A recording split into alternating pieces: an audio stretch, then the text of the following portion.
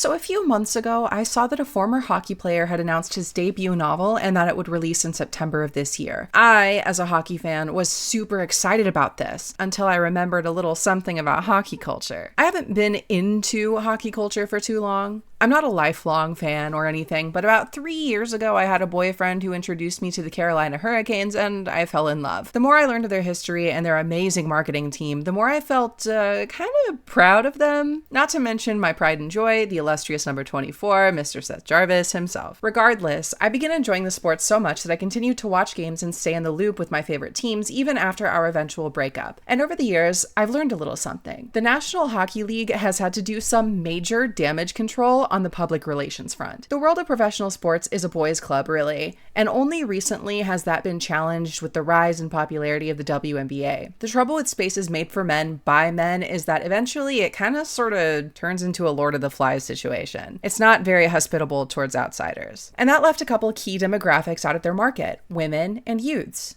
I mean, sure, a lot of little kids are grandfathered into having a favorite team because of their dad or Peepaw or Uncle Joe, but without either of them, is the staying power really there?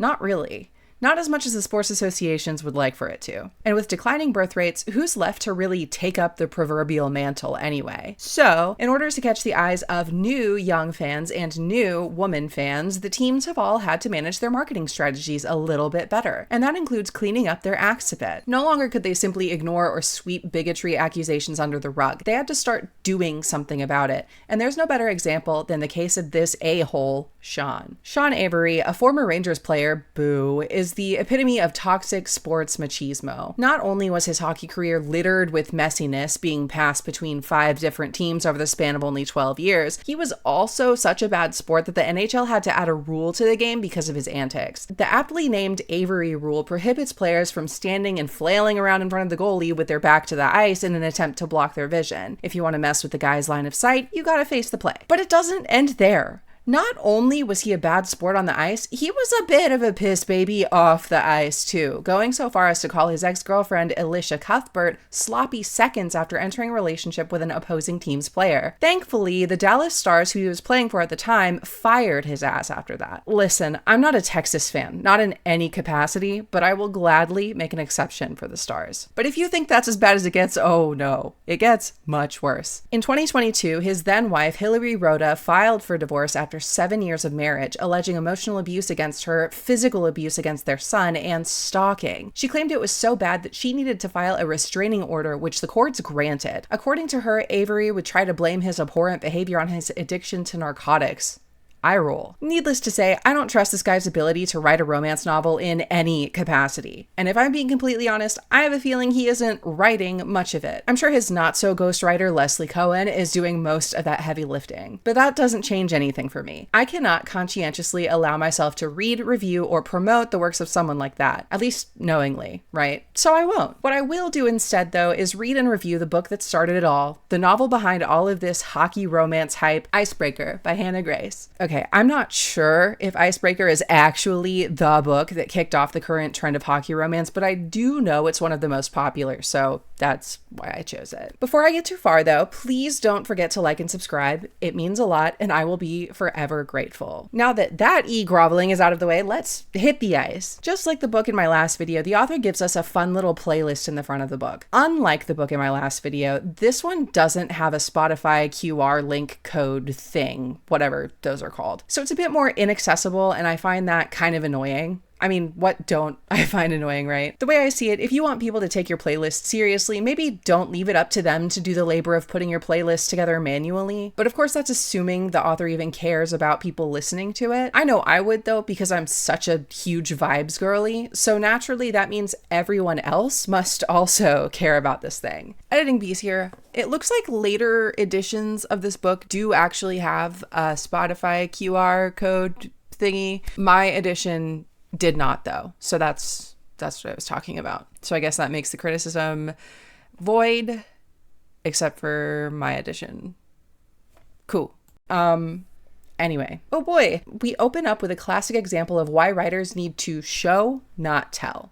The main girl, Anastasia, is at practice in the ice rink. Her coach tells her to run it again. I've been on the edge since I woke up this morning with a hangover sent directly from the pits of hell. So the last thing I need right now is more grief from Coach Aubrey Brady. I focus on suppressing my annoyance like I do every training session when she makes it her mission to push me to my limits. Rationalizing it's her dedication that makes her such a successful coach, I decide throwing my ice skates at her as something that should stay in my imagination. Look, I used to do the whole competitive activity thing. I know how annoying the words "one more time" and "again" are, so I can really empathize with Anastasia here, but I don't know, something about the way this character narrates is not my favorite. It feels like she's trying too hard, you know what I mean? Both the character and the writer. Like, no shit, you shouldn't throw things at your coach. I don't feel like that bit was necessary, but go off, I guess. Also, why is she calling her coach by her first and last name? I get that it's the first time this character is introduced and all, but if her first name is so important it can be brought up later, calling her Coach Aubrey Brady instead of just Coach Brady really gives off the impression that this author either never actually played a sport or she simply doesn't know how to write a good first chapter. I'll go with the latter since it's kind of mean to insinuate that a total stranger is a poser, though. This less than stellar writing is followed promptly by a fourth wall break. Joy. Not my favorite, but honestly, if I mention every nitpick, this video is going to be several hours long, and I'd like to keep it under 2, if I can, for now. Anyway, Anastasia's got a hangover, and her coach is giving her grief for being sloppy. Enter Erin. We, the reader, are explicitly told the following in the next paragraph. Her skating partner's full name, Erin Carlisle. The university they attend, the University of California, Maple Hills, and how they became partners. Anastasia was offered a spot, her old partner wasn't. Erin was also without a skating partner, bada bing, bada boom. Now, about Erin Carlisle. Does everything really come back to Twilight? Does that mean that everything comes back to 9/11? Oh my God.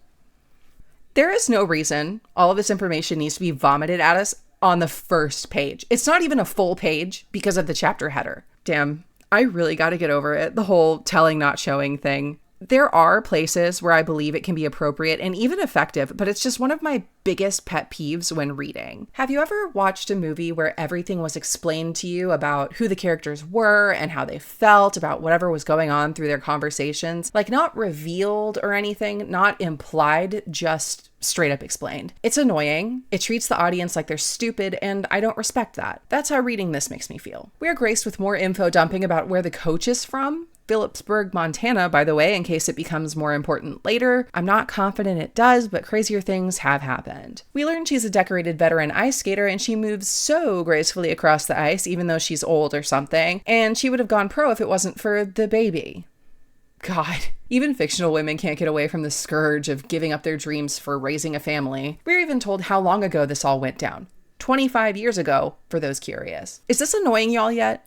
Are you understanding why I detest this writing style so much? I promise to ease off of it moving forward, but I need you to know just how painful this was to read for me. My eye was twitching almost every page. There's a Mean Girls reference about her signature big fluffy coat being full of secrets. All right, fine. Cheeky fun is cute in small doses. I'll let it slide purely because I don't want to be unnecessarily mean. I guess Anastasia and Erin, see what the author did there, are skating to Claire de Lune, which isn't capitalized properly in the text, but fine. It's an editor's mess up ultimately, but if you're going to be an author, it helps when you know how to write, okay? I know it's mean, and where's my published novel anyway, right? I get it, but it's grating regardless, and I won't stay silent about it. On the topic of Claire de Lune, Hannah Grace must really love Twilight. I see you, girl. Me too. Anastasia gets chewed out because she can't land her quadruple Lutz, which even I know is a hard move. I watch the Olympics sometimes, okay? Coach Brady clocks that both skaters are hungover and makes a snide comment about it before dismissing them in true bad cop fashion. I'll skip over the mild pro-ED lines about weight and control and all that good stuff. I understand that size is a big factor when it comes to certain tricks. It's the same for women's gymnastics. I'm just not really interested in it, but know that it is there if you're curious about reading it yourself. Erin and Anastasia live together with her friend Lola, who I guess is one of the only characters who doesn't deserve a last name. Which is wild because Anastasia's friends with benefits' name is Ryan Rothwell. He's got a basketball game tomorrow, he's a point guard, and he's got shoe game. Blah blah, size difference between a tall basketball player and a tiny itty bitty petite ice skater. Did I mention she's like really small, by the way?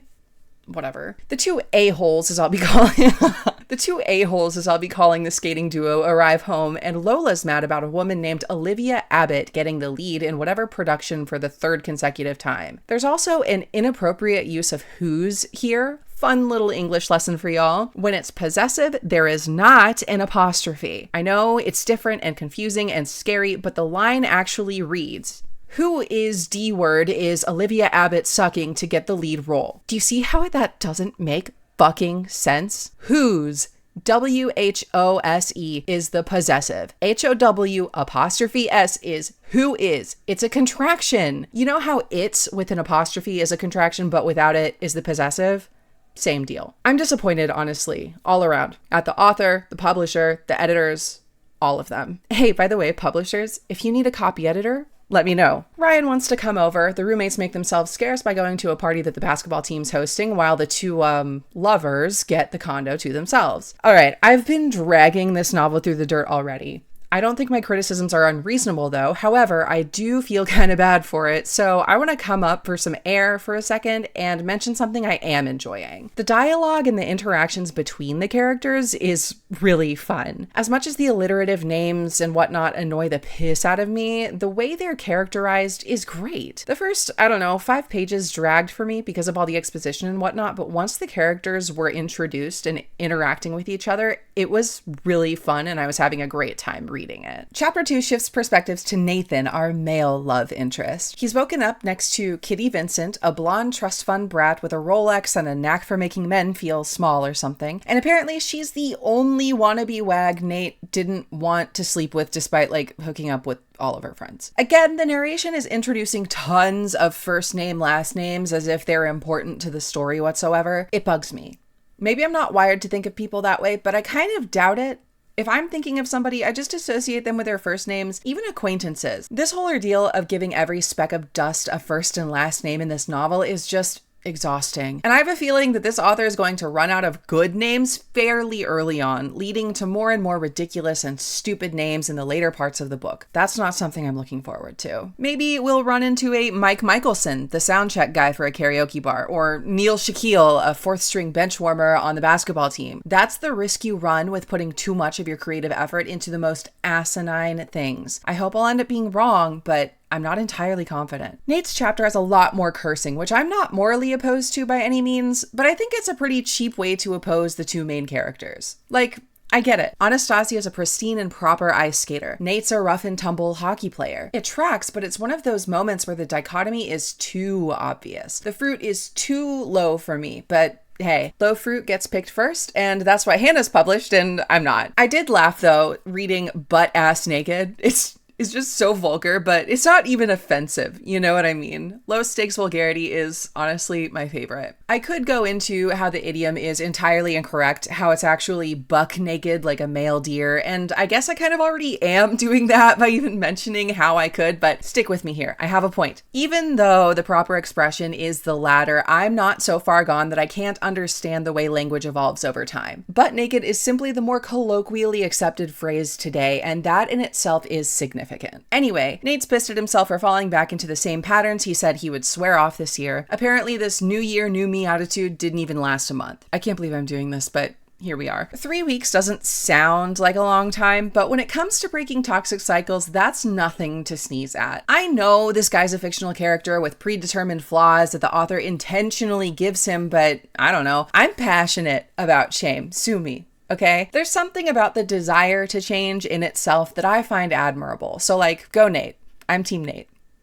For now. We're introduced to Nate's roommates and fellow hockey players who shockingly don't have last names, Robbie, JJ, and Henry. We're told all about how they came to live together, and I'd explain it in detail, but it would border on plagiarism. The way this author just tells the reader things makes it really difficult to summarize any of this because it's literally already summarized. It's annoying, and you're making my hobby really difficult, Hannah. Aside from that, we're also told that Robbie's a wheelchair user, JJ or Jaden is pansexual, and at the very least, it's implied that Henry has autism. I'm not sure if those factoids will have any bearing on the story or the characters. I'm not saying I think it needs to, but it'd be nice if the things the author thinks are important enough to mention become important somehow. It's such a catch-22, isn't it? If there's an author who makes being a minority some character's defining trait, it feels tokenizing to both not do anything with it and also make it their whole purpose. And ignoring the impact of being a protected class, it minimizes the very real experiences of those who face the same kind of reality. On the other hand, those of a protected class aren't just defined by their minority status, and pretending like they are is dangerous and othering. And to top it all off, this is fiction anyway. So does the author have a responsibility to make any sort of statement regarding any of this, or is the inclusion of disabled people a statement in itself? There's a lot of nuance to this discussion, and the topic of tokenization is something to be determined on a case-by-case basis, taking cues from the group that said characters are intended to represent. Ultimately, I think that this will boil down to what this author does with Robbie and Henry respectively, and how compassionate of a portrayal we get, if we even get one at all. Let me know what you think.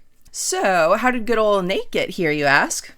Well, he was supposed to go pro out of high school, but somehow the CTE hadn't kicked in. Oh my god. He was supposed to go pro out of high school, but somehow the CTE hadn't kicked in yet, and he was still capable of making rational decisions. He decided to go to college for sports medicine so that he at least had something to fall back on that wasn't his family's ski resort. It's not my dream, Dad, it's yours type beat. Despite this, he's got a spot on the famous NHL team, the Vancouver Vipers, waiting for him. Okay, I know that franchising and copyright law is a thing. I'm not dissing Hannah for doing this or anything. Clearly, she has tried to avoid some kind of legal battle, but alliterative names seem so unserious to me. It's a personal gripe, I know. Nothing sounds less intimidating to me than the Vancouver Vipers, though. And I'm sure that part of... Oh my god.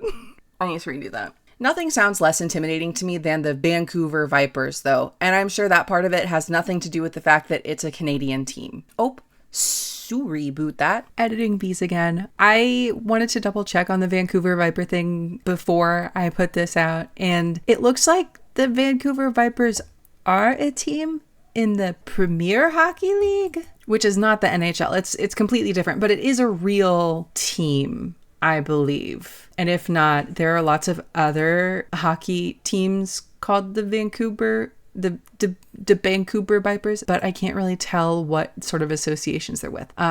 So it's entirely possible that Hannah Grace saw Vancouver Vipers and was like, yes, that's definitely part of the NHL. But it's not.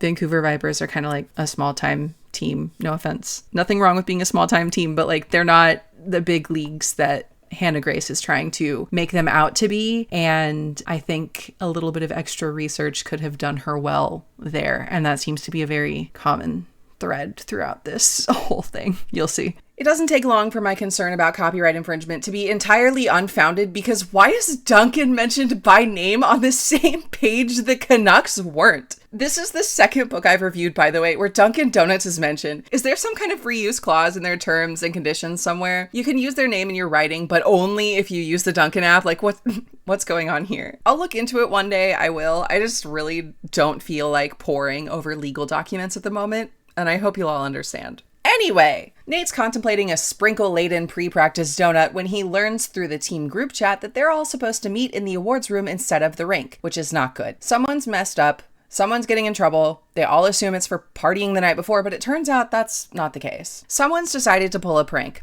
A big one. The HVAC system's been trashed, causing the skating rink to heat up faster than Coach Faulkner's temper. Looks like the boys have nowhere to practice. Uh-oh. Later on, Anastasia is waiting in line with all the other sports players to be reprimanded by the director over this whole mess. It's totally thrown off her itinerary for the day, and she is not handling it well. Blah, blah, more weight talk as Ryan offers Anastasia some snacks that she, of course, refuses.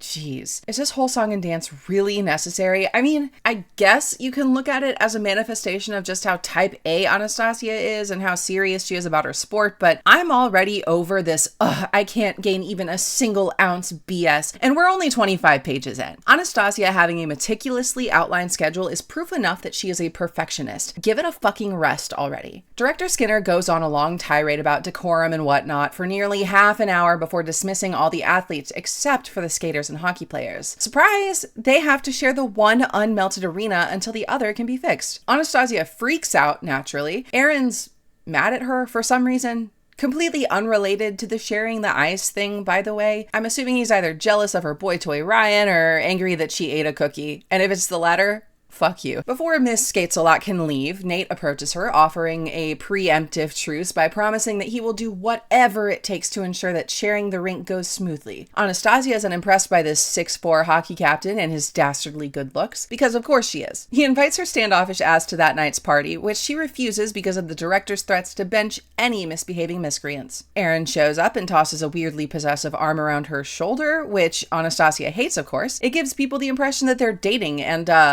ew. Okay, so Aaron's definitely jealous. Really glad we cleared that up. The hockey team's at their frat house of sorts, I guess, and Nate tells a rookie player, Russ, to go wait in his room for a while. When the team had met with their coach earlier that day, little Russ looked mad guilty, so he has to be put in timeout. 20 minutes later, Nate enters the room and asks what the hell went on with that cooling system, and Russ comes clean. He'd been hooking up with a woman who had a secret boyfriend. Said boyfriend found out about the affair and took his revenge on the whole hockey team by melting the rink instead of leaving his girlfriend. Allegedly. We get this internal monologue spiel about how Nathan never wanted to be an a-hole captain after the last captain was such a big D-word that he made everybody miserable. So he doesn't ream into little Russ. He simply accepts the situation for what it is and tells his teammate to go have fun. Later on, Nate and his friend find Anastasia and her friend having a good time at the party. Cues some mild flirting, but in that you're annoying and I hate you way. Anastasia has to pee, but there's a line for the only public restroom in the house, apparently. Robbie and Lola go off to get to know each other a little better, while Nate brings Anastasia to his room for private bathroom access. Once she's done using the little skater's room, the hockey captain ushers her back downstairs into the heart of the party, guiding her down by plopping her hand on his shoulder. Who should see them reaching the landing, fingers intertwined, but none other than Aaron. He's livid for some reason. Tempers flare, he and Nate square up a little, and we learn Aaron was being an ass earlier that day too. Not only was he being really cold to Anastasia, he warned against going to lunch with Ryan because she wouldn't fit into her outfit for regionals. At least Ryan, the knight in shining armor that he is, defended Anastasia's honor by telling Aaron to get good, basically, and lift heavier if he couldn't stand a couple more pounds on his skating partner. Slay. And now, back at the party, Aaron's accusing Anastasia of, quote, collecting team captains like Pokemon. What a dick. Nate tells the skater with a wounded ego to leave. Aaron demands to know where Lola is so they can all go home together. Lola's nowhere to be found, so the two go searching, sans Nate. Anastasia catches Ryan getting close with Olivia, Lola's nemesis or whatever, when she tries to ask about her friend's whereabouts, and she's shockingly very mature about it. Ryan and I work so well because I don't want a relationship and he doesn't care. If he found someone he wanted to date, I would never stand in his way. He deserves to be loved like that. And he deserves to be happy because he's such an amazing guy. But is she just telling herself that? I don't know. Following all this up with the line, quote, I can't wait to see where this goes, does not give me confidence. Anyway, turns out Lola's been in Robbie's room all night. Olivia offers to give the lucky gal a ride home later. Anastasia accepts. Jesus. There are so many people involved in this fucking story. I wouldn't mind too much if they weren't all so forgettable, which might be on me as a fantasy reader, but I mean, come on. Have you seen how creative parents are getting with their kids' names lately? Why not throw in a Kinsley or something? Or a Kinsley but with an E-I-G-H at the end? Why not both? Anyway, there's some tension between Nate and Anastasia before she leaves. Earlier, Aaron said that he knows what happened, that someone, quote, knocked up another guy's sister. Nate was a bit too fast to say that no one knows what happened and that Aaron's account was a lie, so naturally Nate's bullshitting and Anastasia does not like it. Girl, I wouldn't either. But something that struck me as odd, and maybe it's just a me thing, was why the alleged pregnancy aspect even matters. When Nate tries to set the record straight and tells Anastasia the whole truth, adding specifically that it doesn't include some pregnancy, I'm not sure what he thinks he's trying to accomplish. Or rather, I'm not sure what the author is trying to accomplish. Pregnancy or not, the rink is still borked regardless. But sure, I'll go with it if I have to. It just stuck out to me. Later on, Anastasia is working at some local ice rink when Ryan comes by with some lunch. He tries to convince her to go easy on Nate and vouches for the guy a little. They agree that Aaron's a big D-bag. All right. I'm not entirely sure what this scene is supposed to accomplish, if I'm being honest. I mean, I guess it doesn't have to accomplish much of anything, but it just felt unnecessary. The two athletes are effectively just going over exactly what happened already. It's not like the reader needs or should need a recap of events that occurred in the literal same chapter. I suppose the one thing I can extract from this part is that Ryan seems to hint around that being with Anastasia wouldn't be such a bad deal, considering she doesn't really give a fuck about his busy schedule at all. But we learn through this that Little Miss is not very good on the commitment front. She avoids it like the plague, which is hilarious for a lady with a color-coded life planner. So, as it turns out, there is a pregnancy involved with this whole ruined hockey rink shebang. But it's not Russ's child, at least. I'm not sure how this would all be determined, and especially so early on in said alleged pregnancy, but okay. It wasn't her boyfriend who defiled the sports center, though. It was her brother, a player on UCLA's hockey team. Damn. Well, I guess that settles that for now. It feels unsatisfying, though. As much as I understand that the main conflict in this novel will be the love triangle, maybe quadrilateral, between Anastasia, Aaron, Nate, and perhaps Ryan, it would have been kind of cool to have the mystery of the hockey rink bandits span the length of this almost 500-page story. Because realistically, what other conflict do we have now that's not the weird, messy sexual tension? Not that that's not fun, but I'm not sure how much of it I can handle exactly. Back at the hockey house, Robbie's bugging about his surprise party that he knows about but doesn't know the details of. 6 weeks ago, Robbie told me he wanted a surprise party for his birthday, claiming hosting parties is very stressful and time-consuming. He didn't want to deal with the problems of his own birthday, so I needed to do it. I told him if it was such a hassle, he didn't need to organize our parties anymore. He called me a dipshit and told me to grow up. See, this is the aspect of Hannah's writing I can really appreciate. Yeah, everything is more or less explained to the reader plainly as it comes up, but the dynamics between characters are pretty realistic and hilarious, at least in my experience, I should say. But anyway, Robbie oh so casually asks if Lola will be invited to the party, to which Nate goes, "Oh yeah, bro, for sure," without actually knowing how to go about doing that without getting through Anastasia first. The hockey boys arrive at the rink to practice, and Nate rushes in so he can catch Anastasia on her way out and ask her a favor. She's none too pleased to see him, of course, but he mentions it's about their bestie's happiness. And what kind of monster declines an opportunity to make their friend happy? So she agrees to pass along the invitation to Robbie's Las Vegas themed birthday party. There'll be blackjack and hookers, and already I can imagine that there will be a game of strip poker, and perhaps some photo evidence of said strip poker? Something for Aaron to blackmail Nate with so he stays away from Anastasia, perhaps? Anastasia greets Henry, of all people, warmly as she's leaving. Turns out the guy's made it into her good graces by being nice to her. I'm sure this is going to be important later. He'll probably be the messenger when the inevitable third act breakup occurs due to some miscommunication that can easily be avoided by just communicating. God. Listen, I know there wouldn't be a plot without it, but communication or lack thereof is the bane of everything. I've dealt with it enough in real life. It fucking sucks and it hurts my feelings and my heart's too soft for it. I do not enjoy dealing with it in my escapist media, okay? So if it can be avoided here, I would be grateful, but as always, I'm doubtful. Aaron's still on the ice and has that typical she's not gonna bang you exchange with Nate before leaving, and he is now officially enemy number one. Which is why I chose Tom Felton for this guy. Aren't the vibes just, oh, so eerily similar? You know what this dysfunction calls for? Team building. 2 words, 12 letters, 2 hours of hell. What a great use of time I could be spending doing anything else. I may as well throw out my planner since nobody seems to give a shit about my routine anymore. I have to acknowledge it, don't I? I am Anastasia, and Anastasia is me. It's not that I don't like getting to know people, okay? I just don't like the inherent awkwardness that accompanies icebreakers. Icebreakers. People don't enjoy talking about themselves in front of total strangers, and some individuals' unwillingness to just put their shame aside and go with it makes the whole activity take even longer. It's messy. I don't enjoy messy. The coaches liken this team building activity to speed dating, which is wild to me as a daytime professional. Firstly, Title IX much? Secondly, male sports players are immature as all get out. Why would you even open that can of worms? I need to calm down.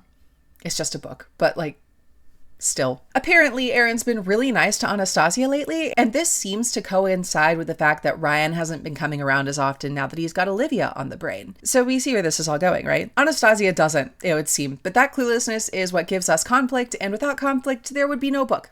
Sometimes characters do have to be stupid and irrational, much to my dismay. Before all this begins, we're given a rundown of everything that's been going on, in case we missed it. Russ is poor and on a scholarship. If the dean found out about the shenanigans that led to the hockey rink being decimated, he'd have to fly back home to a life of nothing but struggle. Nathaniel couldn't allow that to happen, not under his watch, so he protected the kid, even from his own teammates. Nate's not a bad guy, according to Henry, so Anastasia should really give him a chance and get to know the guy better. We all cut up now? Cool. Let the not-so-speed dating begin. I won't won't lie, I kind of liked this chapter. Was it a cheap and transparent excuse for the readers to get a better idea of each player's personality a little better? Yes. Did I enjoy getting to know these players? Also yes. Nate Hawkins is the last to sit at Anastasia's table. They break down the walls just a little when she mentions how insulting it was for the hockey bro to minimize her stress and brush it off as overreacting. He agrees. That wasn't cool. So, can he have another chance? Anastasia says, yes. On probation is the term she uses, and she finds herself hoping he doesn't squander it. Okay, I gotta do the thing. I gotta. At first, I was pretty annoyed with Anastasia. Maybe I'm just a bit too practical in my thinking sometimes, but only sometimes, and it certainly doesn't help that I'm an omniscient viewer of this conflict, but the reality is nothing could have been done about the skating rink fiasco. Getting upset about it wasn't going to fix anything, but even then, Anastasia had every right to feel stressed, especially with regionals coming up and the fight for the Olympic team. This is something that's really important for her. So yeah, it makes sense that the implication that she was overreacting would hurt, and I mean, especially as a woman, right? It almost feels like girls and women have to fight to be taken seriously in their respective sports all the time. I mean, really, how often does the athletic sphere have this debate over whether cheerleading is a sport or dancing is a sport? It's exhausting, constantly having to defend your spot as someone with an insane amount of skill and training that the whole world seems to underestimate. To be told you're being dramatic for caring about that skill and training on top of it? Shit, I'd be pissed too. And I'm glad Nate finally caught on to that, honestly. We cut to the party and it's a grand old time. Anastasia is naturally gorgeous and magnetic and all the lovely things. Nate is naturally madly attracted to her, and especially so when she tries putting him in his place. She beats his ass in a few games of poker, and when she leaves the table in search of the bathroom, the two go on the same adventure they did the last time. Only this time, things obviously get heated. When he asks if she's sure about,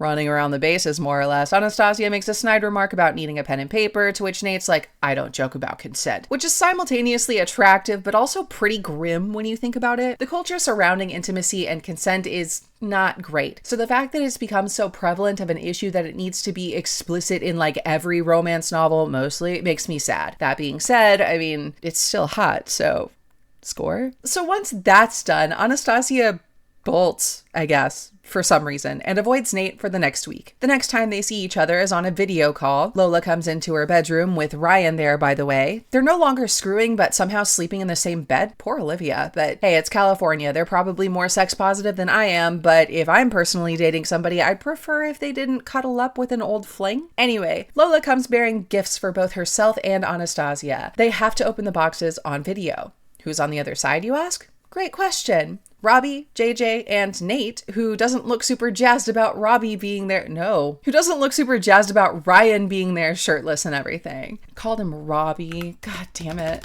Ryan being there shirtless and everything. But hey, she's a single woman. The two girls have hockey jerseys now with their names on the back and everything. It's a cheeky callback to Lola telling some hockey kid at the party to stuff it. Something about Nate can order us around when we're on his team or something, so naturally they get to be honorary members. The call ends as soon as it starts, and Anastasia spills to her friends who think this is hilarious and also tell her to boink him for science. Now we get Nate's side of things, and I am such a child. I read throbbing boner and snorted out loud at work. Again, it's just this immature vulgarity. It just really tickles my pickle and I cannot help it. Sue me. Anyway, Nate resolves himself to talk to Anastasia, so he shows up early to practice. Just in time to watch the gorgeous woman skate oh so flawlessly across the ice, maneuvering in the most graceful of ways. This is mind-boggling to Nate, who's only known the brute force of forechecks his whole life. Something he also knows well is running into the boards, which Anastasia does. Hard. With no padding. When she manages to pick herself up and skate her way back over to Coach Brady, the alleged Soviet spy tells her she's taking the quad out of the program and doing a triple instead. This leaves Anastasia so heartbroken, she begins to cry and protest. And so does her hairline, except it's crying with blood. Ew. Cue Dr. Nathaniel Hawkins, MD, going into standard concussion protocol. I never did contact sports, however, I am first aid and CPR certified. He does good, by which I mean Hannah Grace does good. She knows her stuff. Nate's convincing Anastasia to go to the hospital, which she laughs off because, she has a competition tomorrow and she can't just go to the hospital. Is he crazy? Aaron's been here the whole time, by the way, being a total piece of unhelpful garbage, but Nate puts the hostility aside and beseeches the a-hole to take her to see a doctor. When he instructs him to tell Lola to keep an eye on her that night, Aaron goes, "Oh, I can do that. We live together." Uh-oh. The next day, the competition goes well, and Aaron's being really nice, if not kind of weird about it. Here are some snippets from his lines in the car. "We're a good team, Stas. We argue sometimes, but we can't do what we do with other people. It wouldn't be the same. We're going all the way. I can feel it. If we keep up what we're doing and you stick to your meal plan, we can smash it. Trust Lola to get involved with a hockey guy, of all people. You should stay away from them, Stassi. They're bad news. I'm trying to look out for you, Stassi. I care about you. We're partners. That goes beyond skating. I know you'd do the same for me." Fucking ew, right? While the a-holes were competing, Lola was watching the hockey team win their first home game of the season. Naturally, the whole group goes out to celebrate, which means Lola and Anastasia have to go along too. She's disappointed at first that Nate isn't around, not that she'd admit it, until he sidles up behind her, mumbling something about how she shouldn't be drinking while on concussion protocol. Valid, but damn, he's really hot. And charming. Which is so unrealistic, by the way. Hockey players are not that smooth. Have you seen their interviews? They're just a bunch of goofballs. Love it. But I also love this image of hockey guys the book is trying to sell. They're suave and good with words, and they have all their teeth still. Please, please, please give Nate a dental bridge or something, please. I need him to have a missing tooth so bad. It would be so cute. Speaking of teeth, want to know something funny? So the Carolina Hurricanes specifically are partially sponsored by Invisalign, which is such a genius and ironic marketing move. I know their whole angle is promoting winning smiles with their youth league and all, but like, imagine, okay? Take care of the teeth you do have with Invisalign today. And then it's just like Brent Burns cheesing it up. "This is how I found out he got traded? Are you serious?" For the record, I don't do fantasy leagues, so I don't really pay much attention to trades and picks and drafts unless it's Carolina's first line. Do not touch them or I will cry. Anyway, right, so they're in the club celebrating. We're thrown into Nate's view and boy, is he, possessive. He interrupts whatever conversation Anastasia is having with JJ while sitting on his lap to pull her off to the dance floor. He doesn't even know how to dance, but all he knows is he doesn't want to see her with anyone else. Ooh. She pulls him into a corner where they start, feeling great, and they are about to start macking on the dance floor when Lola pulls up, telling the desperate duo that it's time to go home. Anastasia sits on Nate's lap in the Uber home. It goes about as you'd expect. What I wouldn't give to have the pure gall she does, kinda. Because they are not the only two in this vehicle. There's like, I believe 5 others in there. I don't know. I guess they're all too drunk to care, and they're young college kids anyway, so I'm sure to them it's no big deal, but like, geez. Get a room before you catch a public indecency charge, for real. Things are already hot and heavy in the car with those two, and when they get back to the house, it's about to get hotter and heavier when Anastasia accidentally punches Ryan's door code into Nate's. It makes things a little awkward, of course, and it gets more awkward after the hockey boy drunkenly admits how he wants the ice princess all to himself. The independent, non-committal woman doesn't like that. She tells him to stop thinking so hard and have some fun, and he almost does, but he can't.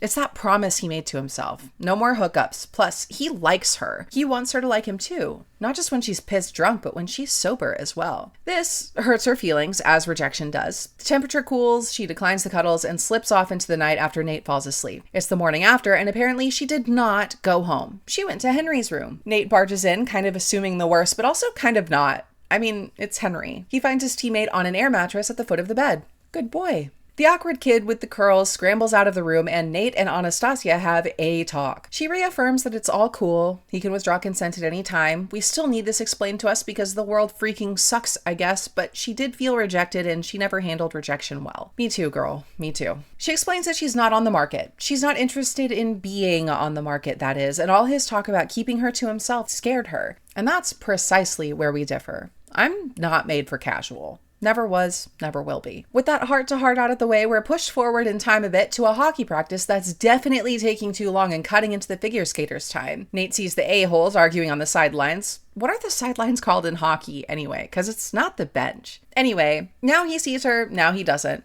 And then he does again, right in the middle of the rink, performing her number during their practice. She's floating around the rink between the guys, and I feel like I'm trying to catch a fucking butterfly. A vision in blue, spinning and gliding, unfazed by the danger she's in. Half the guys haven't even spotted her, so they haven't slowed down, and embarrassingly, I'm struggling to catch up with her. Captain of the hockey team, and I can't keep up with a 5'4" figure skater. I'm never gonna live this down. Eventually, he does catch up with her, picks her up and skates her off the ice while she pounds her fist into his back. She's so angry when he sets her her down, and she's so hot when she's angry. She doesn't stay too angry for too long, though, because when Nate says she looks beautiful, all the rage drains from her face to melt into something softer. Anastasia had mentioned something about having plans later that night while on the ice, and of course she wouldn't relent at Nate's prodding about it. Instead, she set up a little game. If he can find her by midnight, he can do some stuff to her.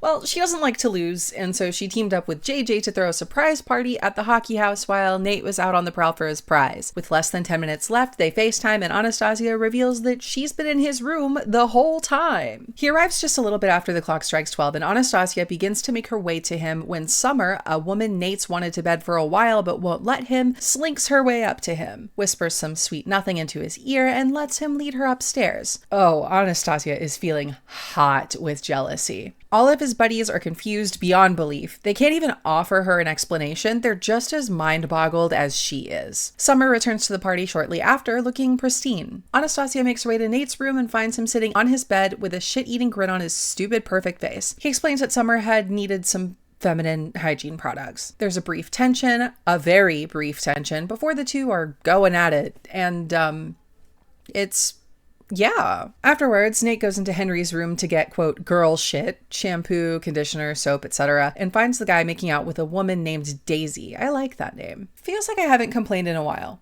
Let's change that. It isn't explicitly stated that Henry's autistic, but for anyone who's been around the block with a psychologist, the tells are there. He can't hold eye contact, he's pretty monotone and says the really blunt thing that's somehow kind of rude but also funny. But in reality, it's just an observation with no intent behind it, like at all. Yay representation, I guess, but turning him into this soft and trustworthy guy who's, quote, shockingly good with women feels kind of icky to me. It borders on infantilization, especially with Nate calling him buddy and kiddo. Being autistic fucking sucks. Ask me how I know. Results came in last week. It's earth-shattering, but I don't really have the time or desire to go into it right now. My point is, it doesn't make you desirable. Quite literally the opposite. There are studies that indicate that people can just tell, and it makes them nervous enough to dislike autistic people without even ever interacting with them. It leads to a lifetime of bullying, isolation, confusion, and emotional turmoil, complete with meltdowns and shame spirals for days, if not months. Ask me how I know. But yeah, sure.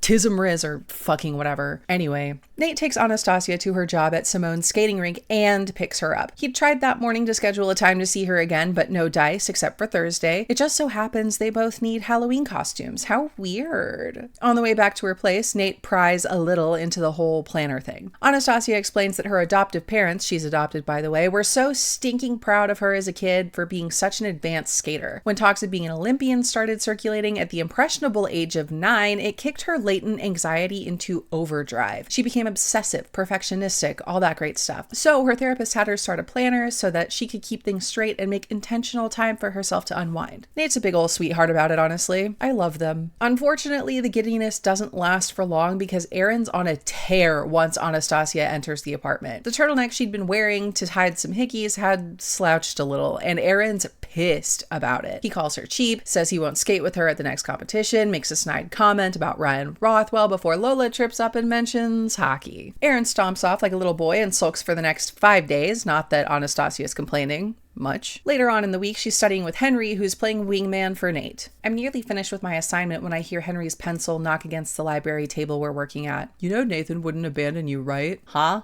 Girl, same. Yesterday, you said you would be happy to fall in love because I wouldn't abandon you. Nathan wouldn't either. Later that day at practice, Aaron's still being an a-hole, and it shows because their routines suck. Their chemistry is off and it just feels bad, which makes it look bad by proxy. I know that feeling well. It's a different kind of disappointment, honestly. But Nate comes and saves the day afterwards, offering Anastasia a warm hug and a change of plans. They ditch the mall and shop online for Halloween costumes instead, order takeout, otherwise relax away from her frigid roommate. She's pensively staring out the car window as they pull up to the hockey house. Nate gives her some time to just be for a little bit, before asking if she wants to, quote, play house, which she does. They spend the next however long cuddling in bed. Every so often, Anastasia mentions being super hungry, but nothing Nate suggests seems to be tickling her fancy. Ryan calls and offers to take her out with Olivia to what is effectively the Maple Hills version of Buffalo Wild Wings. She declines, mentioning calories again. Ryan gets upset, asking if Aaron's trying to control her intake, quote, again, which is so yikes. She hangs up and Nate's like, okay, you're getting wings. And so he orders some food to the house, and it's practically orgasmic for Anastasia, who's been heavily restricting since forever, I guess. After she gets some energy into her, she is a lot happier and a lot more, well, energetic, if you catch my drift. God, these athletes are so horny. I love how in my last video, I more or less skimmed over the more intimate scenes, but I read every dang word for Icebreaker. In my humble opinion, the action scenes are written better in this book. Hannah Grace has for sure written fan fiction before. I mean, come on, tongues battling for dominance. What's next? Looking at someone with their orbs? I'm not writing off the possibility that I just simply felt more comfortable reading intimate scenes in this book due to a change in some personal life circumstances. I can't definitively say one is objectively better than the other, but also calling someone peaches in the bedroom is just too off-putting for me anyway. Sorry, Lori. So anyway, it's the next morning, and I guess Henry's a fucking punchline now. Nate makes him apologize for a comment about the volume at which Anastasia enjoys herself, and before he can say that Kitty was louder, he gets shooed out like a child. I'm not trying to take this personally. I'm not.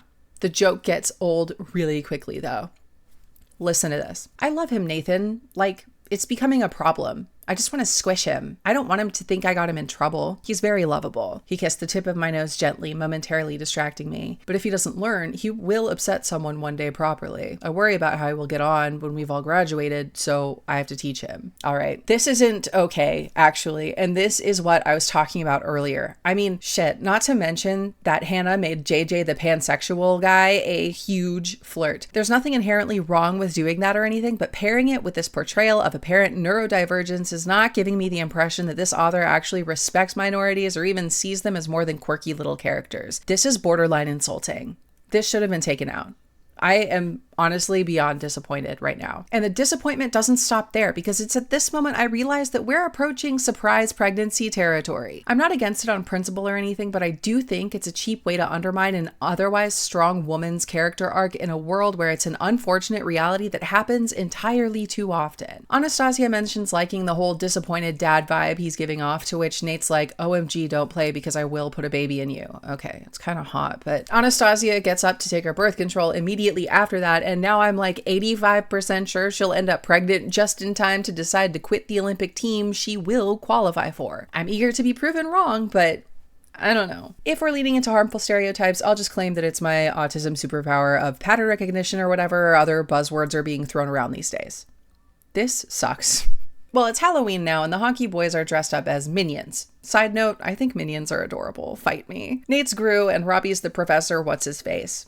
It's cute. Anastasia's wearing nothing but a hockey jersey and some thigh-high boots. Nate's pissed. Not because she's wearing his jersey, but because she's wearing JJ's. Cue the jealous rage and the bathroom shenanigans where he rips the damned thing off to reveal a cheer outfit beneath. They return to the party all sexed up when Aaron comes through clutching his arm and looking mad roughed up. Of course, when Anastasia asks what happens, her skating partner indicates that she should ask Nate. Aaron's made a big claim. Someone saw Nate Hawkins pour something slick in front of his locker, leading him to fall and become injured, rendering him incapable of competing at sectionals. He totally didn't do it himself because he knew he wouldn't be able to perform well. News got to the dean because, you know, Aaron's rich mother is a generous donor to the university, but as it turns out, neither Nate nor the onlooker to this heinous crime were named in the formal complaint. The awards room, 7:30 a.m. Coach Faulkner has kicked everyone off the team until someone fesses up to doing it. Nobody on the team did it, according to Nate, and he believes them, but he takes the fall anyway.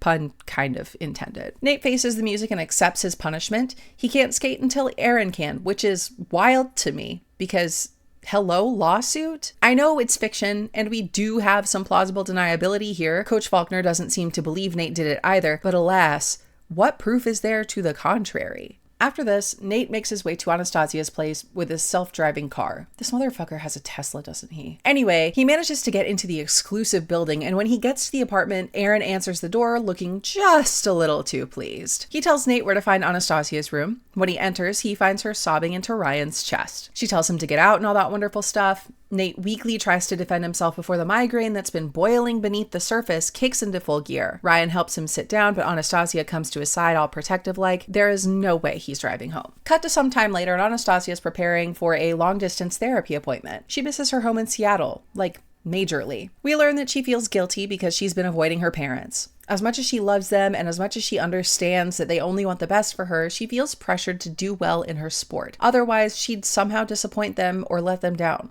which I understand entirely. I was always a high achiever when I was younger, and the fact that it made my family proud of me felt really good. Things always came easily to me: school, dance, reading, etc. As I grew older, I hit a bit of a wall and wound up burning myself out somehow. My performance in all areas faltered, and I grew deeply ashamed of myself even though my family still loved and supported me. These days, I still struggle with that shame. My life hasn't exactly gone the way I imagined it would, and to be totally honest, I don't think I ever had a solid vision of who I wanted to become. This disorganized plan for my future has stalled me, frankly, but I'm learning to be okay with it. It's what our 20s are for. The therapist, Dr. Andrews, says he'll encourage her parents to not talk so much about skating in the hopes that drilling deeper into other aspects of Anastasia will lighten some of the pressure she's feeling. I'm not sure if that violates HIPAA, though. It seems they all did family group therapy when she was younger and all, but as an adult, I can't exactly imagine that this would be permissible by whatever governing bodies that still exist. But with how underfunded they likely are, maybe they could just get away with it. Or it's a work of fiction and I need to chill, but still, patient confidentiality is a big deal. They move on to Aaron. Turns out he's been cleared for sectionals, which he's happy about, but Anastasia is beginning to doubt the validity of his story about whatever happened, which he isn't happy about. He's being really controlling and he's taking out his frustration on her. He always has. Dr. Andrews advises her that while it's admirable that she's so understanding of his moods, she needs to take care of her own well-being too. And then he asks about Nate. Anastasia hasn't heard from him in a couple weeks. She's terrified he's mad at her for yelling at him, and she's upset that he lied to her again, but she seems to understand that he probably wasn't the one who hurt Aaron because he's always been the fall guy. He cares about his team more than anything, blah blah, but Aaron didn't gain anything by getting hurt, or so she thinks, right? I'm putting my money on another figure skater doing it if it wasn't the man himself, but we'll see. Anastasia mentions how she likes Nate. She wants to talk to him, tell him she has feelings for him, but she's afraid that he'll reject her, which I understand, but at the same time, I don't know. I'm of the mind that communication won't ruin a bond worth having. Tempers can flare and people can get angry, but in time, at the very least, I believe that the people who care for you will either remain or return. Dr. Andrews seems to agree with me because he tells her to be honest with Nate. She agrees to do so. Again, we'll see. There's half a book left, plenty of time for shit to hit the fan. And it simultaneously does and doesn't in the very next chapter. Nate's been cleared to skate because Aaron also was, and they beat Texas. Hell yeah. When he enters the hotel room with an armful of liquor to celebrate, his teammates are somber at best. And just as soon as he's off the bench, he is back on it. Apparently, Aaron's wrist broke during sectionals and he dropped Anastasia. He's over at her apartment as soon as he can be to check on the poor woman. She didn't break anything, thankfully, but she's bruised to hell and fragile. And as a fellow control freak, I get it. When life seems to be spinning out of control all around you and all you can do is stay still and hope you don't get caught in the crossfire, it's tough. She's not angry when Nate enters her room. Quite the opposite. She's even wearing his shirt. He comforts her while she cries. She tells him everything, how she could have landed on her head, how she hurt Aaron real bad despite she herself having massive bruises all over, but the good news is they still qualified.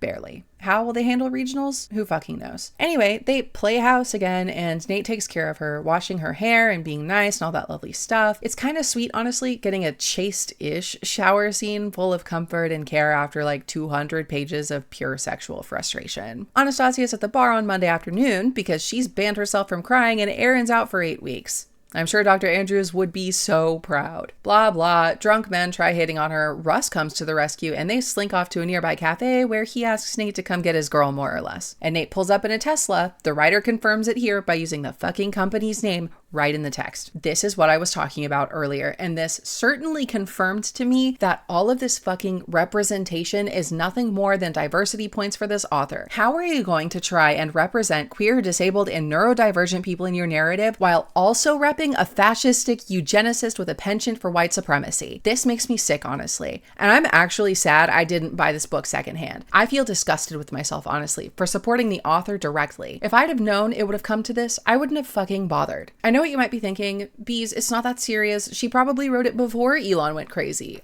Bullshit. This was published in 2022. And while that just so happens to be the year he, quote, went crazy, this guy was a walking dog whistle way before then. You're going to sit there and tell me that no one in marketing or editing saw this going down and went, hey, so maybe we should edit this? Get real. And guess what? It doesn't end there. I was talking about this book to a friend who was reading Icebreaker at the same time I was, and they mentioned this character Sabrina and how Robbie was fetishizing her and her ability to speak Arabic. I was fucking confused. I asked her to show me the part she was talking about. I hadn't read those words in my life. We did some digging, and as it turns out, there are two versions of this book. Lola, who has red hair and blue eyes, used to be Sabrina, an Algerian Muslim woman with curly brown hair and all that lovely stuff. Of course, critics at the time were like, hey, she can't be a Muslim if she's partying and drinking and having sex, to which critics of the critics were like, hey, she can be non-practicing, shut up. The concept of those who consider themselves part of a religion but are non-practicing honestly kind of confuses me. No shade, no judgment. I don't think there's anything wrong with it. Everyone can live their life how they want. My brain just doesn't compute on that level, I guess. The way I see it, there's really no right or wrong way to practice any religion. I guess it just hinges on whether or not you believe in whatever deity and what it stands for, and not even what it stands for on a cultural or societal level. I mean what it stands for to you. Before I get too bogged down in religious philosophy, let me wrap up my thoughts here. The fact that there was something so egregious that it wound up being rescinded from the book is enough to tell me that Hannah Grace does not think about the kind of communities she's attempting to represent here, nor does she seek insight from those who are part of those communities. It also tells me that the publishers involved, either Pig and Bear or Simon and Schuster, I can't tell who's responsible for which version, don't give a damn either, which... are we really surprised? I know what it sounds like when I sit here and scream forced diversity, but it's true. While I understand and appreciate the author's desire to bring visibility to minorities by having them simply exist in her narrative, it's not enough to just put them there. There are a lot of social, cultural, societal norms that impact women, people of color, disabled, and neurodivergent people from conception. Sometimes even before then. Without having that insight from either yourself or somebody else, you just end up tokenizing a group of people you claim to care for. That's not a good thing. Anyway, while Nate's driving Anastasia home and she's venting to him about Erin and the drop and how she's terrified of being lifted now, how she's not sure how the hell she's going to practice, he offers to be her partner. She's totally against the idea at first, but eventually relents, and they agree to not be intimate while they're skating partners to avoid any weirdness, I guess. I mean, I understand the premise, but as a former marching band bitch, that plan's never been effective. That might be the point, though. Next thing we know, they're at the mall getting some pretty tights for Nate to practice in. He declines the cheetah print ones, much to my and Anastasia's dismay. Then they hit the food court. Anastasia can't eat because of her diet plan. Nate asks to see what exactly the diet plan is. When she pulls it out, he's horrified. No carbs, only some chicken and vegetables, more or less. Nate goes on a spiel about nutrient deficiencies and all that. Anastasia counters with the fact that she's always bruised easily, and being on the pill ensures she doesn't menstruate. She also mentions that Erin can't lift her if she gains much weight, which Nate knows is bullshit because he's seen what Erin lifts in the gym, which is a lot more than what his partner weighs. But he doesn't say anything about it. Instead, he offers to make her a new meal plan, take both to her coach, and let her choose the better one. Anastasia agrees just to kind of make him happy before getting the pair some food. So Aaron's starving himself, which is what contributed to him messing up his arm, which likely happened in the gym and not in the locker room. That's my theory. Maybe he had a diet he had to stick to as a kid and didn't realize he had to scale it up as he got older, or this man is like way more dastardly than we can imagine. Maybe by keeping Anastasia underfed, thus making her chronically hangry, other men won't want to get close to her and take her attention away from Erin. The first day of practice together goes pretty well, all things considered, and then Erin has to ruin it. When Anastasia gets home, she approaches the injured skater who's been stonewalling her since he learned about her new practice partner. She kindly asks about her diet plan, if he thinks it's appropriate for her dietary needs, and he flips shit before slut-shaming her and stalking off to his room like a baby. Thankfully, Nate's just a phone call away and turns his ass around the second she asks him to pick her up. I have a theory I feel is necessary to mention at this point. So during the practice, Anastasia is teaching Nate about jumps and all the differences between them. The quadlets is brought up, and she mentions how it's really difficult for women to do and all that stuff. I think that she'll eventually get it, once she's fed properly, with Nathan's help. Call me crazy. It just seems like that's where this is headed. That is not, in fact, where this was headed. Like, at all. Anastasia shacks it up with Nate for the next couple weeks, and for her, those 2 weeks are like absolute torture. Firstly, she's been massively under-eating, and to fix that, Nate and the hockey boys have been getting her to try new recipes and stuff. Naturally, that makes her incredibly anxious as someone who's terrified of gaining weight, but I guess she pushes through it well enough. And secondly, she's having to learn to relinquish control. She's an organized woman who likes when things go as planned. That almost never happens when living with men, and college-aged men at that. It makes her nervous, but she's learning to roll with it, I guess. One afternoon, she and Lola go to the movies and Nate drops them off. When he returns home, he finds his father in the living room, the father he's been avoiding since like the first chapter. His dad tries to pull the whole power play about how he pays for everything, and Nate just sticks around and stuff. And I mean, yeah, if Nate's spending a shit ton of money that isn't like his, that could spell some financial problems later on for his father. However, I recognize that his dad's supposed to be filthy rich and there's no reason why money should be an object for this ski resort owner. I'm just used to, poverty. So anyway, before Papa leaves, he asks Nate in the most pompous way possible to have dinner with him before he leaves town in a couple days. Whether Nate goes or not, I'm not sure. He probably doesn't. I don't remember. So Anastasia and Nate are practicing, as they do now, but when he tries to lift her, she freaks out. And understandably so. Nate's a little frustrated, but he doesn't take it out on her like Aaron would. Coach Brady, though, she's also disappointed and tells Anastasia to fix her shit and fix it post-haste. While the sullen woman leaves with her beefcake's arm around her shoulder, she spots Aaron, and he needs to talk to her. Alone. The talk goes terribly. Aaron admits he's been mad at her for moving out of the apartment and in with Nate. Anastasia informs the D-Wad that she doesn't think Nate, harmed him in any way. To which Aaron's all, that's bullshit, and calls her a liar. And immediately after, he claims he's not attacking her. Anastasia brings up the undereating, to which Aaron scoffs and rolls his eyes, giving her the "you're an adult, I didn't force you to do anything, you could have always eaten more" deflection. But the woman calls him out immediately, citing the times he wondered about her costumes fitting and how he grunts when trying to lift her as if she's somehow remarkably heavy. And he says, "Oh, so I'm the bad guy because I keep you accountable?" And then he has the gall to ask her when she's coming home. That is crazy. After telling him to shove it, Anastasia meets Nate out in his car and suggests throwing a rowdy party that night, which they do. And Nate gets hella drunk playing Never Have I Ever. She takes him upstairs to bed and they do not have relations, wow, before coming back down to the party where she learns from Lola that Aaron's been hooking up with Kitty. No one likes Kitty, by the way. She's mean and awful and terrible and all that. What if Kitty's behind the whole diet thing, actually? That would be diabolical. Nothing ever actually comes out of this Kitty situation. I just realized, what the fuck? There was no point in mentioning any of that. Anyway, Nate makes his way back downstairs while this is all going on, in his boxers no less, to come plead with Anastasia to go to sleep with him. This is hilarious to everybody else, and people start recording him on their phones. I'm not sure how this is going to come back to bite them, but I'm sure it will regardless. It doesn't at all. Actually. It immediately comes back to oh, never mind, it does. Kinda. For now, it's just harmless sharing, spreading as far as the university's gossip page. The guys are flaming him, and so is his sister. Anastasia wakes up, and they kind of exchange some lovey-dovey lines, cue a really long game of "Would you still love me if I was a worm?" But the hockey house boys join in while she's making breakfast. "Would you still love him if he had a small pee-pee?" type stuff. And Henry pipes in with, "Well, it sounds to me like you're in love with him," followed by the classic, I shouldn't have said that, huh? It's awkward, and Henry's autistic.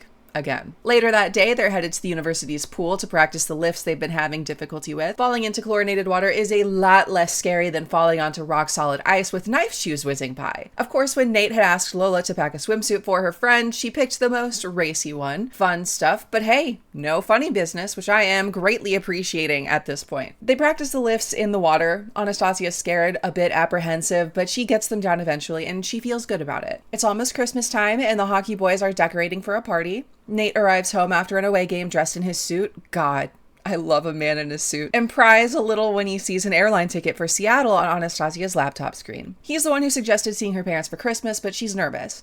He offers to take her to Colorado, where they can be alone for the holidays. They land on perhaps spending some time with her parents together before slinking off to Colorado. She says she'll talk to her parents about it. And then they kind of break their rule of no intimacy until after nationals, but it's so good, I guess. And this time they don't use a condom, so pregnancy arc incoming. We know she's on the pill and everything, but I'm still suspicious. Who knows what her body is capable of now that she's properly nourishing herself? The boys are Christmas shopping and trying to convince Nate to get Anastasia some lingerie for the holidays. He says that's stupid and gets her 2 sets of pajamas because she asked for some to wear while at the hockey house and he can't decide which she'd like better. Cue autism boy uneasily flirting with a sales associate who seems really uncomfortable, or maybe she's nervous. I don't know. I don't suppose it'll matter after this anyway. Back at the hockey house, there's a party, of course, and they're playing Drunk Twister.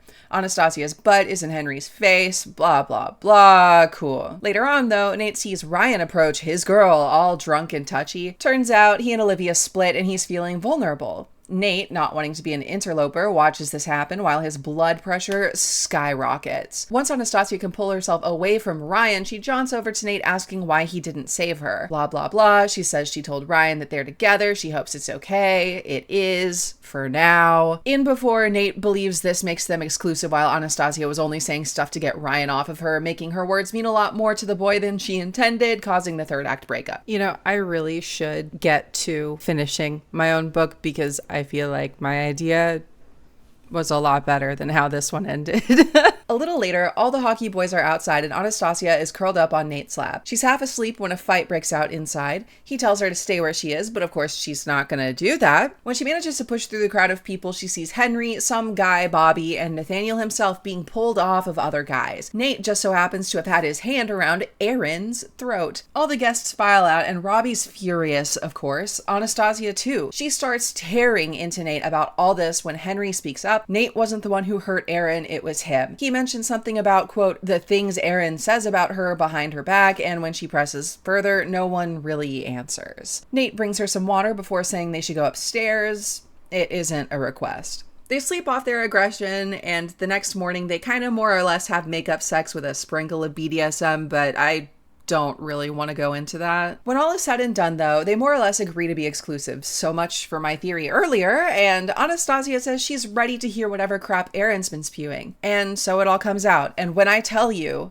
my jaw dropped. So not only has Aaron been bitching about Anastasia to their coach, calling her distracted and all that, he's also been talking about how she's a jersey chaser because she's on a scholarship and that's the only way she can make it in the world. He's also been telling people that he thinks she'll trap Nate by getting pregnant, not only to solidify her financial future, but to have an excuse for not, quote, going all the way, since he says there's no way she's talented enough to make the Olympic team. He's been saying that she's just using the hockey boys for a place to live because that's apparently what he thinks she did to him, and to top it all off, quote, he said no one will ever be able to love you because how could they when your own parents couldn't and the ones who bought you only want to fill up their trophy cabinet. It is so much worse than I thought it would be. And low-key, I feel kind of bad for insinuating there would be a surprise pregnancy trope in here, but maybe that's a red herring, so I'm not even sure anymore. Nate lets her get all the crying out before going on his monologue about how amazing she is, how he cares about her, how he never thought for a second she was using him, all of that really cute stuff. Apparently, her relationship with food is still strained, but not strained enough that a relapse is imminent despite what just happened.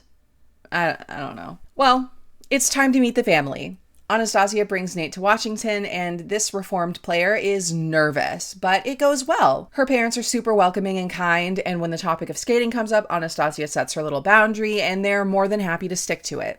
No skating talk. Meeting the parents goes well, and later on they all go out to dinner where the waiter is Anastasia's former skating partner and ex-boyfriend, James. It's awkward, but ultimately nothing comes of it. Anastasia calls Nate her boyfriend, though, a word I'm sure no one thought she knew how to use or something. Cool, fun stuff. It was at this point in the book that I realized things were about to slow down considerably.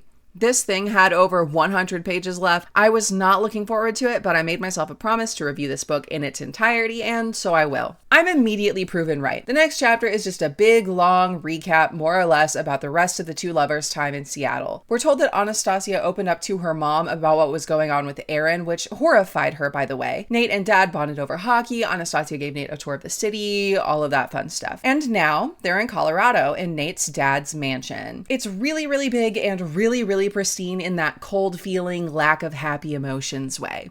Not awesome. It's like a house, not a home. But what is awesome is the way Nate feels about her. He L-words her. Gross. But he doesn't have too much time to process this before they get freaky with it at the Colorado altitude. This is the point where I kind of started skimming the smut, not gonna lie. Listen, I like some saucy stuff just as much as the next girl, but like, geez, how many times do I have to read about them having different variations of the same intercourse? Guess who's also in lesbians though? Awesome. 100 pages of, oh my god, I love them, but I can't just say that, it's too soon. Can't fucking wait.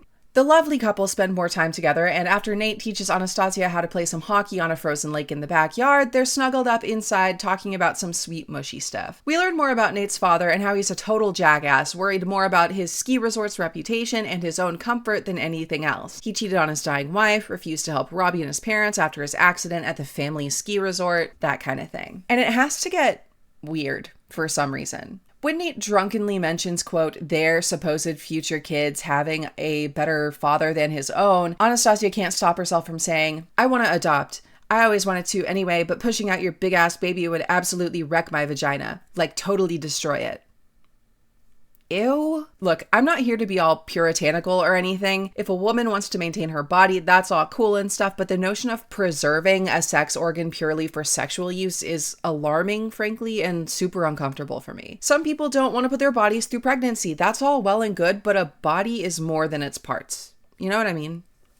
Anyway, they both go to sleep, and in the morning, Nate's left a note for Anastasia saying that he's out on an errand and will return soon. The figure skater uses this opportunity to explore some of the large frozen creeks attached to the lake. When she sees a deer, she follows it deeper into the woods, but Nate calls and scares the poor creature off. He's home, but he can't find her. When he asks where she is and she tells him, Nate warns her to get back home. It is super dangerous after all, and naturally, as he says this, Anastasia plunges into the frigid water as the ice gives way beneath her skates. Thankfully, Nate's close by, and thankfully his parents had a flotation device on hand. Dude books it out of there to save his girl. It's pretty intense, honestly, and reading it kind of got my heart racing, but I gotta say something. You know how Dr. Nathaniel Hawkins, MD, was super good at the concussion protocol earlier?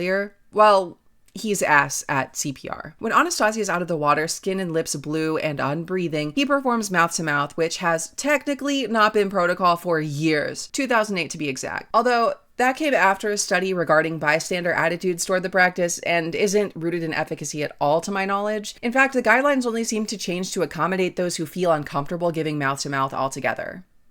Okay, so fine, I'll give him that, or I'll give Hannah Grace that, but the next part is actually unforgivable. When Anastasia inevitably comes to and she's coughing and sputtering and hacking up all of this water, he doesn't roll her onto her side. The chance of asphyxiation when lying on your back is far greater than when you lay in any other position. Come on, man, that is CPR 101. Imagine coughing up a bunch of water only to inhale it again. Oh my god, roll people on their sides, please. When she's more or less stabilized, Nate picks up Anastasia and takes her back into the house, where he puts her in a tub of warm water.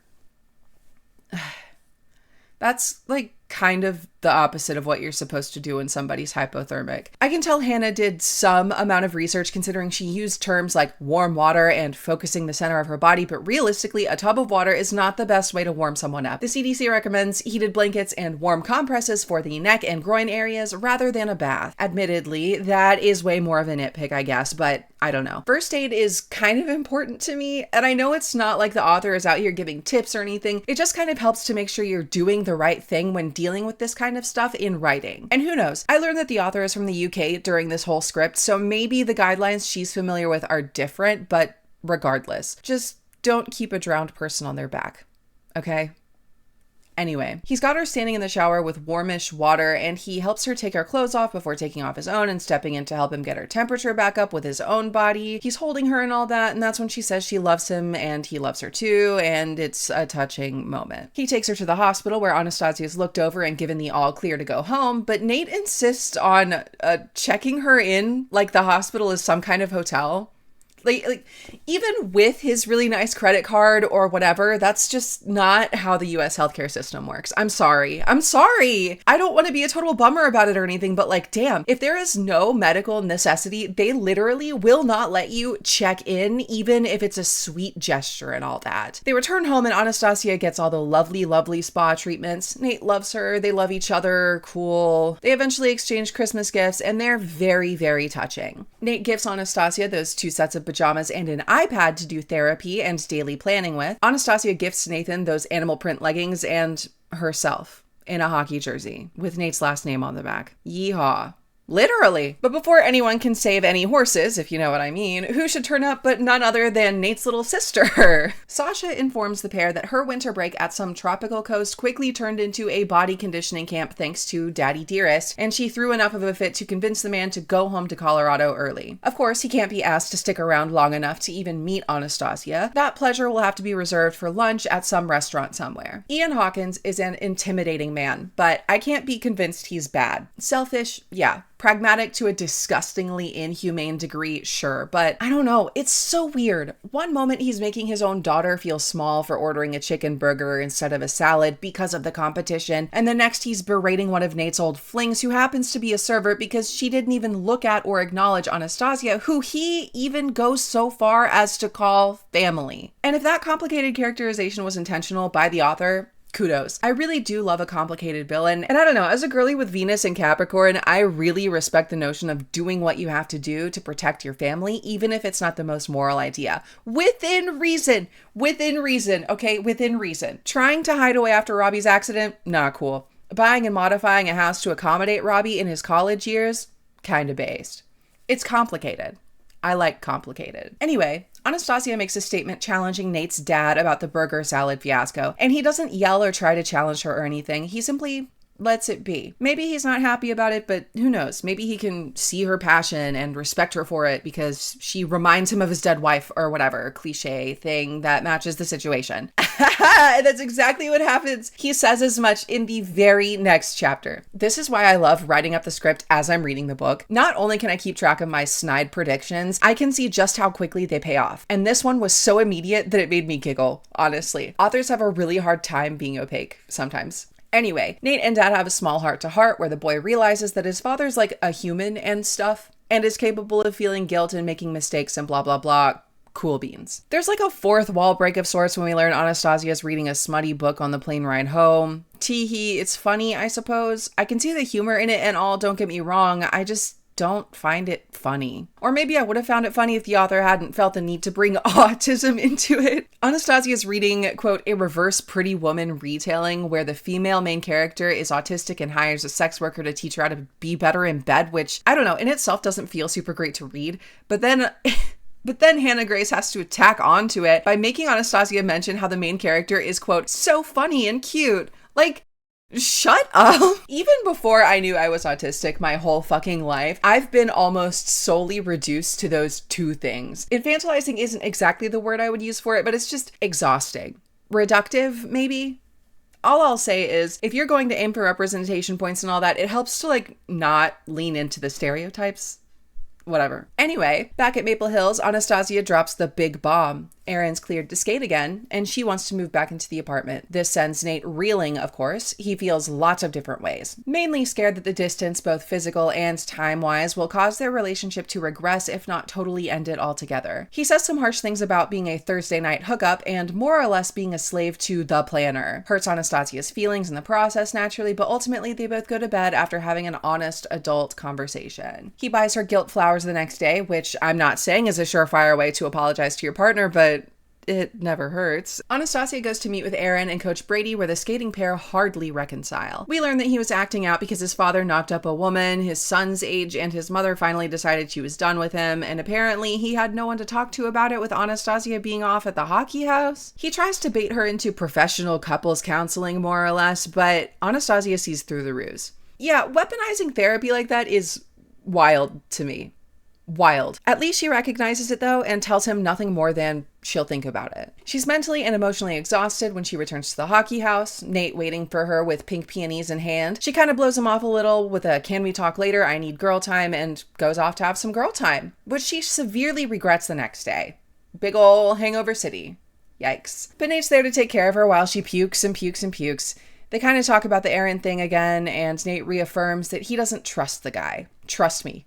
No one trusts the guy. Oh, the busted rink's unbusted, by the way, and everything's back to the way it was before the two lovers met. Anastasia starts therapy with Aaron, and it puts a bit of strain on her and Nate's relationship, so they declare it a Switzerland issue, and neither of them bring it up until the night after Nate's first hockey game back on the ice. Before they go to celebrate with everyone and all that, Nate says he wants to know how therapy went because he can feel that something's off. Anastasia says she'll tell him later, but the guy insists, and that's when she tells him that she'll be moving back in with Aaron. And they fight about it. Nate's concerned for Anastasia's safety and well-being. Anastasia acknowledges that, but says she has to do it for her career and all that. They go back and forth. He thinks Aaron's manipulating her. She insists that she knows what she's doing. It kind of reaches a breaking point, but not really, because nothing's really broken yet. But still, it's one of those fights where no one wins and no one feels better either. The next chapter is mostly Anastasia's inner monologue that has some good points and some bad points. I kind of just want to wrap this up already, so I won't go into it too deep. I know that Hannah Grace wants to drive home this idea of no one's perfect and humans make mistakes and no one's all bad. However,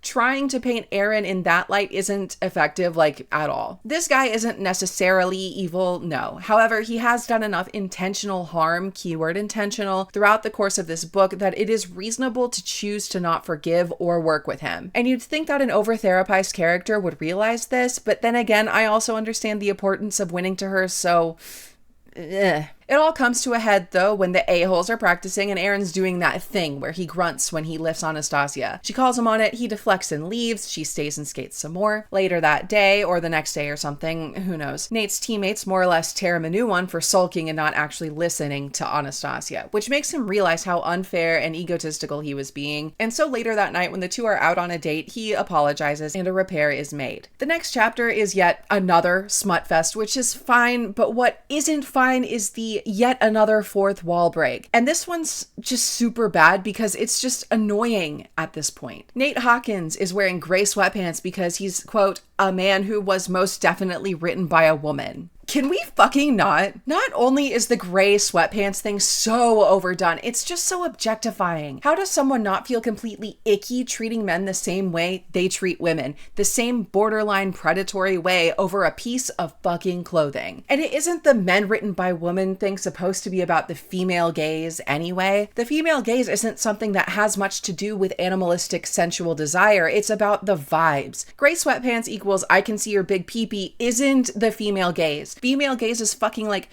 Mr. Darcy's hand in that one scene of Pride and Prejudice. The female gaze is rolled up shirt sleeves, black dress shirts, manual labor. It's just whatever. Whatever, honestly. I just really hate this weird tongue-in-cheek thing the author's been doing towards the end of this book. It's cheap and it's objectifying and it's gross and I don't like it. We've only got 3 chapters left. Let's do it. The next morning, Anastasia has her nationals competition, and Nate has a game against UCLA, which the Maple Hills Titans win 9-3. As the esteemed captain is rushing out the door to speed his way to San Diego so he can watch his girl skate, a member of the losing team catches up with him to chat a little. Apparently, word got out about Nate's suspension, and as he explains it further to the guy, he starts to look confused. It turns out Aaron didn't hurt his arm by slipping and falling. He hurt his arm playing football with the UCLA guys. Oops. Nate speeds to the competition to watch the program, but thankfully has the will to prevent himself from finding Anastasia and telling her everything outright. He finds a seat and watches them do the little program, and at the end, Aaron kisses her. For real, for real. We know how the rest of this goes, so I'll make it brief. Nate finds them and punches the shit out of Aaron when he realizes it wasn't one of those weird publicity things.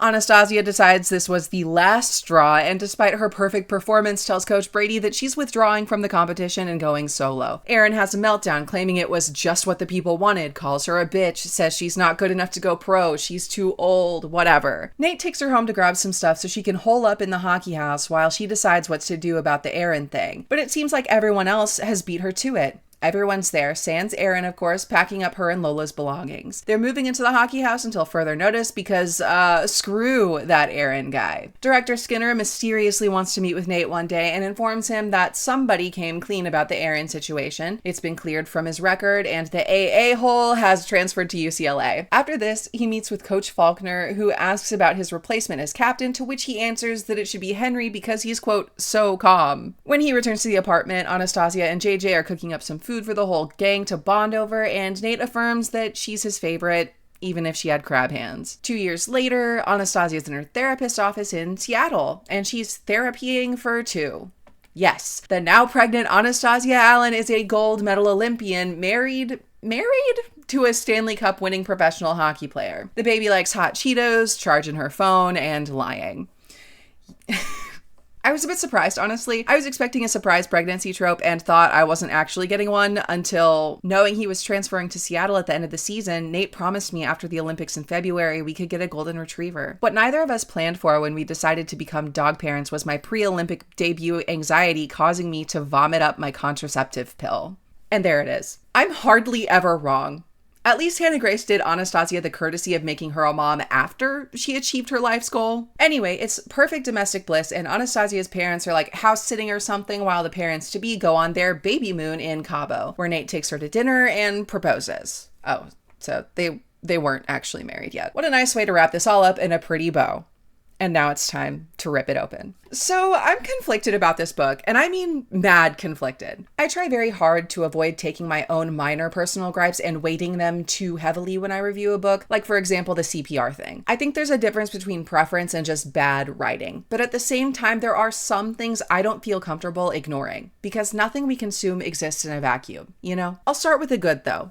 All things considered, reading this novel was indeed a good time. There were parts I blushed, scoffed, giggled, gasped in horror, all that stuff. I think that's a good thing. I think that means the author is effective at her craft. I never truly felt too bored reading this either, which is honestly what I expected. I was shocked when the last quarter of the book wasn't slow and dry and annoying because I genuinely was unable to imagine what the hell else the story could have had in store. But looking back, the plot's pacing was pretty solid throughout the whole thing, and I was pleasantly surprised. I did appreciate some of the themes that the author was bringing to the table here as well. I think it's easy, especially nowadays, to expect every character to be cut and dry, black or white, good or evil, nothing in between. But Hannah Grace really challenges that notion with Nate's father and also Nate himself. And these bring up beautiful discussions about what makes someone bad, and if they're bad, can they be redeemed? What would it take to do that? At what point are you listening to your partner instead of actually hearing them? And what mechanism gets in the way of that? I think that's awesome. I also think it's awesome that Aaron gets to be the classic bad guy, to be honest. As nice as it is to hold a balanced and nuanced conversation about these characters, sometimes it's just fun to have someone get what's really coming to them. Dude was a piece of shit. I loved watching, or reading, his whole life just fall apart. The characters' interactions were written incredibly well. I could almost feel a sense of camaraderie between the members of the hockey house when they were all together in the same scene, and every character felt like their own different person with their own different and complicated inner world. You know, as I was writing that, I had one little offshoot of a thought.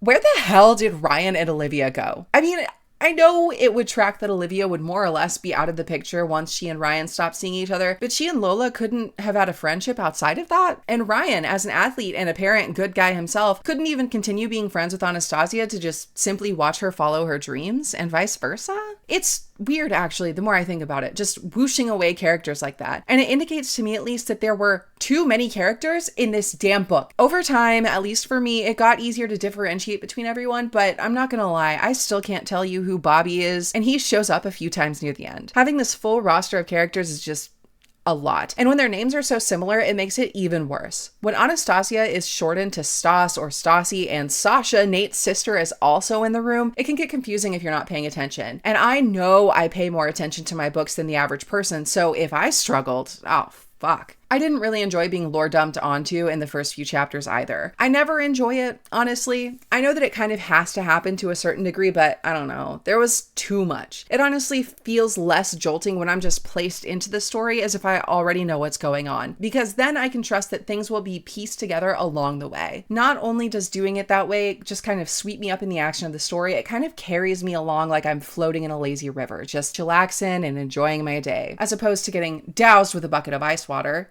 That's what lore dumping feels like to me.